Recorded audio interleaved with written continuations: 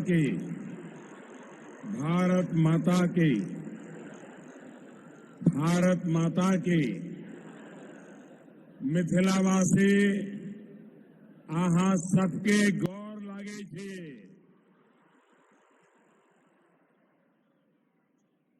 बाबा मदनेश्वर और काली मां की कृपा हम सभी पर बनी रहे और आप सभी का आशीर्वाद हम सब पर, सब चौकीदार पर बना रहे, इसी कामना के साथ मुझे आपके दर्शन करने का मौका मिला। मैं भाग्यशाली हूं। अभी मैं बंगाल में एक कार्यक्रम करके आ रहा हूं और ऐसा जन सैलाब बंगाल में देख करके आया और यहां ये दूसरा ऐसा जन सैलाब। इतनी गर्मी में इतनी बड़ी तादाद में लोग और ज्यादातर लोग धूप में खड़े हैं, इतनी भयंकर धूप में तप रहे हैं। मैं सबसे पहले हमारी सारी व्यवस्थाएं कम पड़ गई, आपको धूप में तपना पड़ रहा है, आपको जो परेशानी हो रही है इसके लिए मैं आपकी क्षमा मांगता हूं। लेकिन आप इस ताप में जो तप रहे हैं ये तपस्या में बेकार नहीं जाने दूंगा। ब्याज समेत लौटाऊंगा, विकास करके लौटाऊंगा।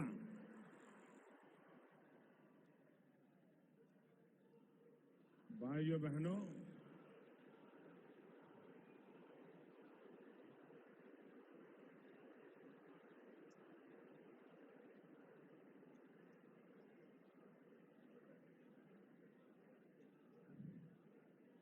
आप सबके आशीर्वाद से मैं प्रधानमंत्री के रूप में, सेवक के रूप में लगातार 5 साल से आपकी सेवा कर रहा हूं। लेकिन आप सब जानते हैं मैं आता हूं द्वारिकानाथ की धरती से।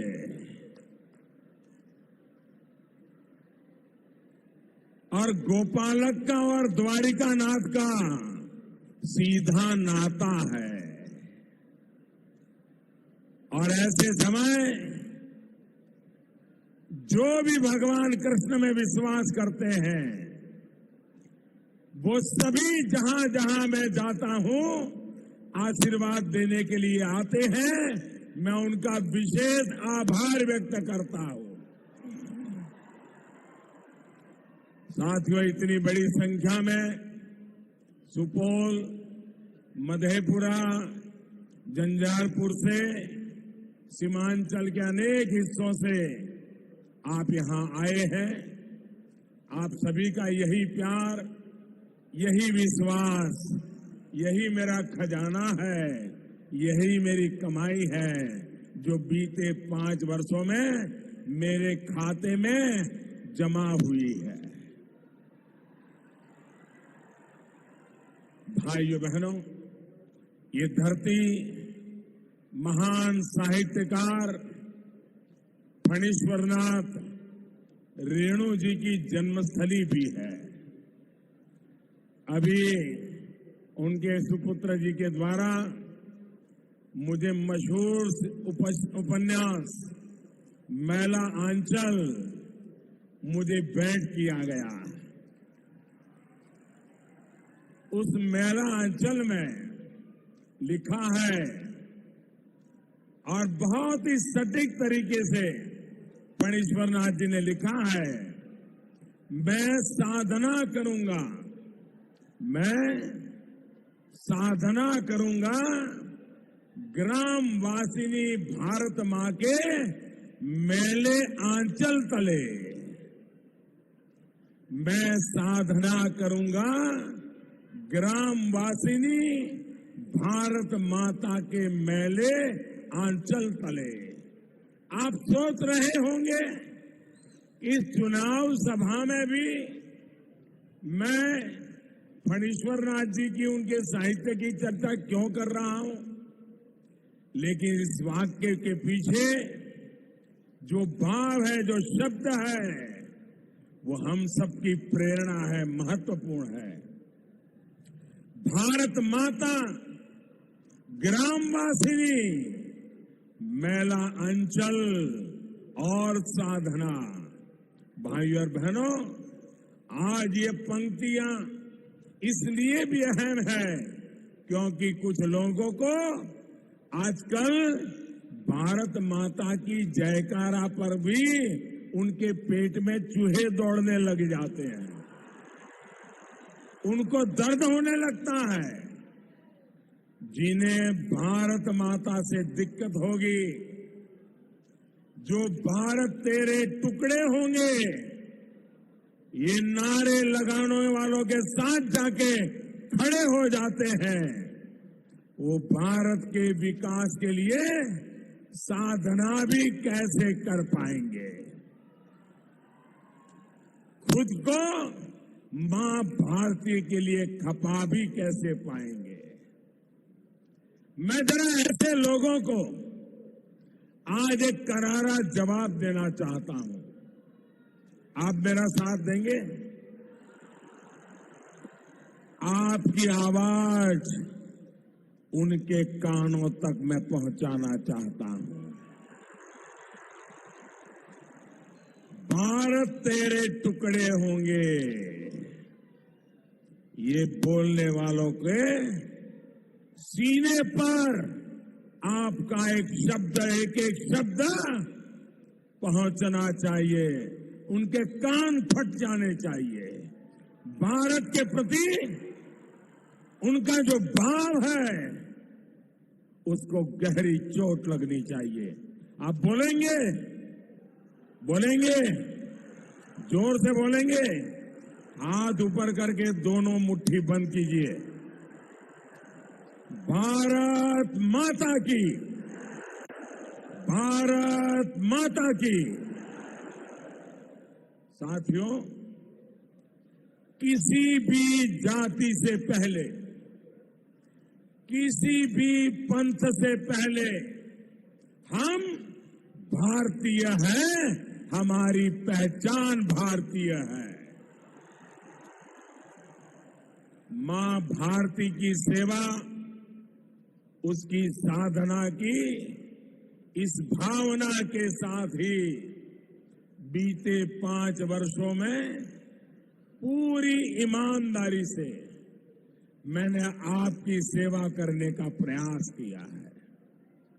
इसी सेवा भाव से देश का विकास होता है। वहीं जब सत्ता भोग और परिवार का विकास ही लक्ष्य हो जाता है, तब हर जगह कलह और बंटवारा ही दिखाई देता है। और बिहार में तो साफ नजर आ रहा है। साथियों, आज देश के एक तरफ वोट भक्ति की राजनीति है, तो दूसरी तरफ देशभक्ति की। आप याद कीजिए, 26/11 को मुंबई में जब आतंकियों ने हमला किया था, तो कांग्रेस और उसके साथियों की सरकार ने क्या किया था? तब देश के वीर जवानों ने पाकिस्तान में घुसकर बदला लेने की इजाजत मांगी थी, लेकिन कांग्रेस सरकार ने सेना को कुछ भी करने से मना कर दिया, क्योंकि उसे वोट भक्ति की राजनीति करनी थी। साथियों, सबको पता था कि आतंकी पाकिस्तानी थे, लेकिन कांग्रेस, उसके साथियों ने पाकिस्तान को सजा देने के बजाय हिंदुओं के साथ आतंकी शब्द चिपकाने के लिए साजिशों पर ध्यान लगाया। योजना बनाकर जांच की पूरी दिशा ही भटका दी गई। ये भी इसलिए किया गया क्योंकि कांग्रेस और उसके महामिलावटी साथियों को वोट भक्ति की राजनीति करनी थी। भाइयों और बहनों, देशभक्ति की राजनीति क्या होती है, ये आपने पहले उरी के हमले के बाद देखा और बाद में पुलवामा हमले के बाद भी देखा। पहले सर्जिकल स्ट्राइक हुई और फिर एयर स्ट्राइक हुई। परिणाम ये है कि जो पाकिस्तान पहले चोरी और सीनाजोरी दोनों करता था, अब दुनिया भर में जाके गुहार लगा रहा है। भारत ने आतंकियों को घुसकर मारा भी और पाकिस्तान को पूरी तरह से अलग थलग भी कर दिया। भाइयों बहनों, ये घुस करके मारना ठीक ठाक नहीं था। एक घुस करके मारना चाहिए कि नहीं मारना चाहिए? आप खुश हैं? आप खुश हैं? ये आपका चौकीदार सही कर रहा है। नए हिंदुस्तान के नए तेवरों से आप संतुष्ट हैं? भाइयों और बहनों, आपने देखा होगा चुनाव शुरू होने से पहले जो लोग उछल उछल करके बोल रहे थे, सबूत मांग रहे थे, मोदी का जवाब मांग रहे थे, 2 चरण के मतदान के बाद उनका चेहरा ऐसा ढीला पड़ गया, ऐसा ढीला पड़ गया। और भांति भांति के सवाल खड़े करने वाले लोग, सबूत मांगने वाले सबूत नहीं मांग रहे, एयर स्ट्राइक का जवाब मांगने वाले वो भी चुप हो गए, बम गिरा था कि नहीं गिरा ये भी पूछना बंद कर दिया, बम ने आतंकवादियों को मारा कि नहीं मारा ये भी पूछना बंद कर दिया, कितने आतंकवादी मरे थे, इतने मरे कि उतने मरे ये भी पूछना बंद कर दिया। ये उनकी बोलती बंद किसने की? ये चिल्ला चिल्ला करके महीने से चीख रहे थे, इनकी बोली भी किसने बंद कर दी? ये हिंदुस्तान के मतदाताओं ने बंद कर दी। पहले और दूसरे चरण के मतदाताओं ने उनके मुंह पे ताला लगा दिया। 2 चरणों का जो रुझान आया है, उसके बाद आप भारत के वीर जवानों से सबूत मांगना क्यों भूल गए हो? उनको लगता था ऐसी हो हल्ला करके वोट बैंक को जमा कर लेंगे, लेकिन सच को कभी कोई आंच नहीं आती है भाइयों। और इसलिए देश की जनता हमारे साथ खड़ी हो गई और 2 चरणों में उनकी जमीन खिसक चुकी है भाइयों।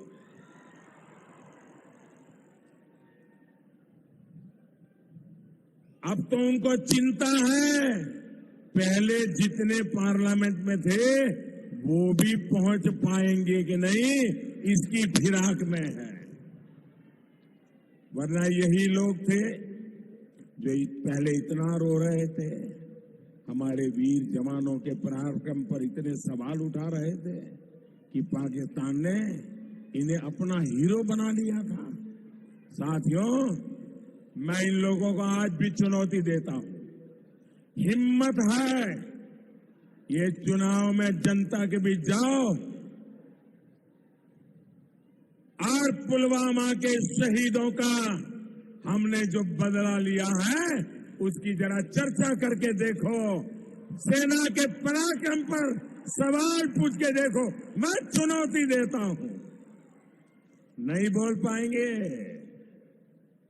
साथियों, इसी तरह की वोट भक्ति की राजनीति की गई थी जब दिल्ली के बाटला हाउस में हमारे वीरों ने आतंक के एक मॉड्यूल को खत्म किया था। लेकिन आतंकियों पर कार्रवाई से खुश होने के बजाय कांग्रेस के बड़े बड़े नेताओं की आंख में आंसू आ गए थे। क्या ये उस शहीद का अपमान नहीं था जिसने बाटला हाउस में आतंकियों को घर में घुस करके मारा था? भाई और बहनों, देशभक्ति जब प्रेरणा देती है तब सबका साथ सबका विकास सरकार का मंत्र बन जाता है। सबको सुरक्षा, सबको सम्मान प्रतिज्ञा बन जाती है। गांव गांव तक अच्छी सड़कें, हर घर हर गरीब को पर्याप्त बिजली कैसे मिले, लोगों की पानी की समस्या कैसे दूर हो, इस पर सोचा जाता है। और आपने देखा होगा बिहार में नीतीश जी के नेतृत्व में, सुशील जी के नेतृत्व में, रामविलास जी के नेतृत्व में एनडीए की सरकार यहां के सामान्य मानवी के सपनों को पूरा करने में सफल हो रही है। 2022 तक मेरा सपना है दोस्तों, 70 साल में इनमें सपने देखने की भी ताकत नहीं थी। जमीन पे उतारने की तो बात छोड़ो। मेरा सपना है और मेरा सपना वांझ नहीं होता है, मेरा सपना संकल्प होता है। और मेरा संकल्प मेरे पसीने के एक शरीर का कण कण मैं उसके लिए खपा देता हूं। और मेरा सपना है 2022 तक देश के हर बेघर को, हर गरीब को उसका पक्का घर मिलेगा। ये मेरा सपना है।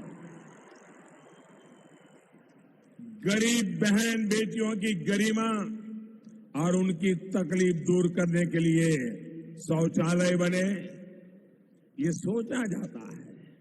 अरे गरीब से गरीब तक मुफ्त एलपीजी गैस कनेक्शन कैसे पहुंचे, गरीब बहनों को धुएं से मुक्ति कैसे मिले, इसके लिए हम लगे रहते हैं, पसीना बहाते हैं। साथियों, आपके इस चौकीदार की सरकार में आज दुनिया की सबसे बड़ी health care scheme Ayushman Bharat देश में चल रही है। हर वर्ष गरीबों को 5 लाख रुपए तक का मुफ्त इलाज सुनिश्चित हुआ है। सिर्फ 7-8 महीने में ही इस योजना की वजह से 21 लाख गरीब मरीजों को मुफ्त में इलाज मिला है। साथियों, गरीबों के लिए समर्पित राजनीति में और सत्ता हथियाने के लिए की गई झूठी प्रतिज्ञा में, झूठी नीति में, झूठी रीति में और झूठी नियत में फर्क होता है। झूठ की राजनीति करने वाले लोग बिहार में एक और अफवाह फैलाने में लगे हैं। ऐसे लोग कह रहे हैं कि सामान्य वर्ग के गरीब के लिए जो 10% आरक्षण का प्रावधान किया गया है, उसके बाद आरक्षण की व्यवस्था ही खत्म कर दी जाएगी। मैं आप लोगों से आग्रह करूंगा, ऐसे झूठे लोगों से बचिए। ये झूठी रिकॉर्ड 20 साल से चला रहे हैं, 20 साल से, और पीढ़ी दर पीढ़ी चला रहे हैं। बाप भी चला रहा था, बेटा भी चला